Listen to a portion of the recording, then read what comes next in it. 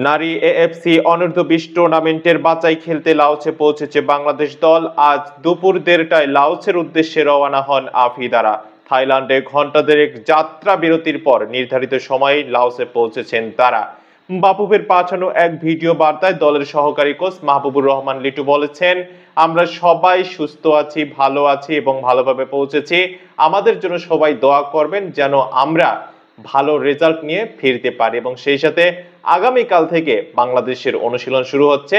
আগামী ৬ আগস্ট স্বাগতিক লাওসের বিপক্ষে বাংলাদেশ অনূর্ধ্ব-20 দল খেলবে এবং আগামী ৮ আগস্ট তিমুরের বিপক্ষে খেলবে বাংলাদেশ এবং সর্বশেষ ম্যাচটি খেলবে শক্তিশালী দক্ষিণ কোরিয়ার বিপক্ষে। ম্যাচটি হবে আগামী ১০ আগস্ট। পূর্বের ভিডিও সবকিছু আপনাদের বিস্তারিত বলেছি, তাই এই ভিডিওটি আর লম্বা করব না। আপনারা জাস্ট এতটুকু জেনে রাখেন, বাংলাদেশ যদি কোয়ালিফাই করতে চায়, মূল পর্বে খেলতে চায়, তাহলে গ্রুপ পর্ব থেকে যদি চ্যাম্পিয়ন নাও হতে পারে, অন্ততপক্ষে রানার্স আপ হতে হবে।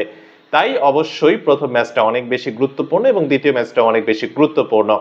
সো বাংলাদেশের জন্য শুভকামনা রাখতেছি, বাংলাদেশের যেন জয় দিয়ে শুরু করতে পারে এবং বাংলাদেশ রানার্স আপ হয়ে অন্ততপক্ষে মূল পর্বে খেলার যোগ্যতা অর্জন করুক, কোয়ালিফাই করুক, সেই প্রত্যাশা রেখে আজকের এই ভিডিওটি এখানে শেষ করতেছি। খেলাধুলার সর্বশেষ আপডেট মিস করতে না চাইলে অবশ্যই চ্যানেলটি সাবস্ক্রাইব করবেন এবং যারা ফেসবুকে দেখছেন ফলো দিয়ে রাখতে ভুলবেন না। এতক্ষণ সঙ্গে থাকার জন্য ধন্যবাদ।